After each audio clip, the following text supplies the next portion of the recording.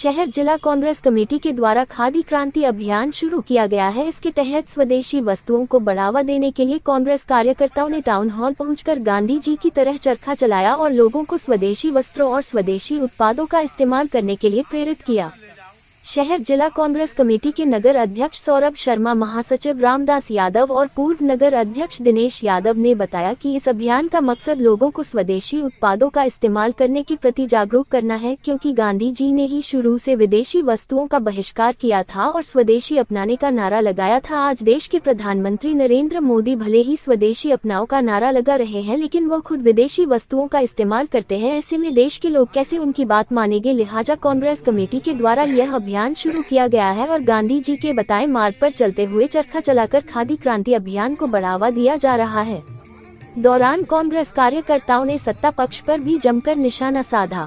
वहीं town hall में आयोजित साप्ताहिक सूत काटने के कार्यक्रम में सभी ने बढ़ चढ़कर हिस्सा लिया और अपने हाथों से सूत काटा और उसी सूत से बनी माला राष्ट्रपिता महात्मा गांधी की प्रतिमा पर अर्पित की।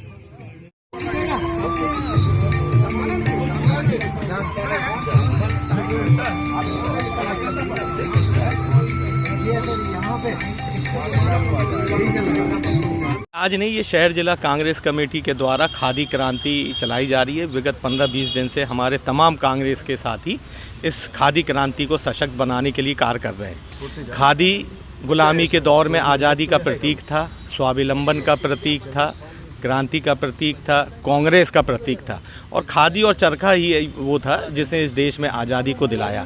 आज स्वदेशी की बात करना बड़ा सरल है, लेकिन स्वदेशी का उत्पाद करना, स्वदेशी को अपने जीवन में धारण करना, ये बड़ा कठिन होता है। मगर हमारे कांग्रेस के साथी इसको आत्मसात करते हैं, क्योंकि हम उस महान विचारधारा के अनुयायी हैं जिसने खादी को लेके इस देश में आज़ादी लाने का काम करा। हमारे कांग्रेस के आप देख रहे हैं, चाहे वरिष्ठ जन हो, चाहे हमारे नौजवान साथी हो, तमाम इस खादी क्रांति का हिस्सा बन रहे हैं। चरखा चला के सूत काटने का काम कर रहे हैं।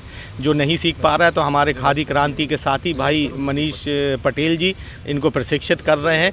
आगे चल के महिला स्वावलंबन को हम इससे जोड़ेंगे और जबलपुर में वह महिलाएं, कामकाजी महिलाएं, उनको चरखे के माध्यम से खादी क्रांति का अंग बनाएंगे। चरखा और खादी का जो जुड़ाव है, जो संबंध है, जो रिश्ते हैं, वो गांधी जी से शुरुआत होते हैं। देश की आज़ादी की लड़ाई में एक ये भी बहुत बड़ा भूमिका में चरखा और खादी रही है।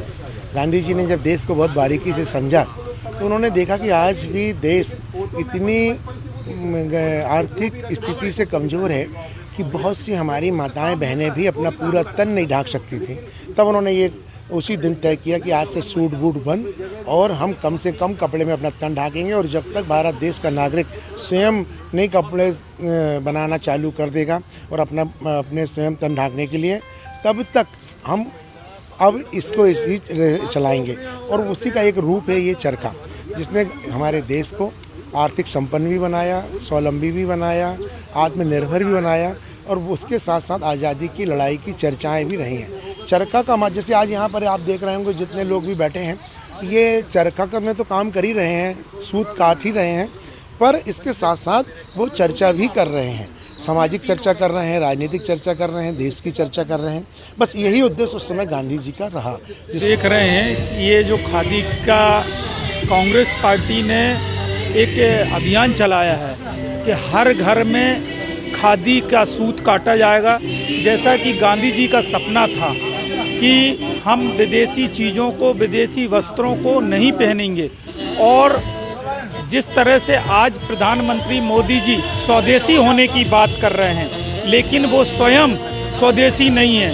वो खुद स्वयं विदेशी कपड़े, विदेशी चश्मा, विदेशी घड़ी, विदेशी चीज़ों का उपयोग स्वयं कर रहे हैं। तो देश के नागरिक भला कैसे करेंगे? क्योंकि खुद को पहले अपना चरित्र बदलना पड़ेगा, जब हम देश को कोई चीज़ दे सकेंगे।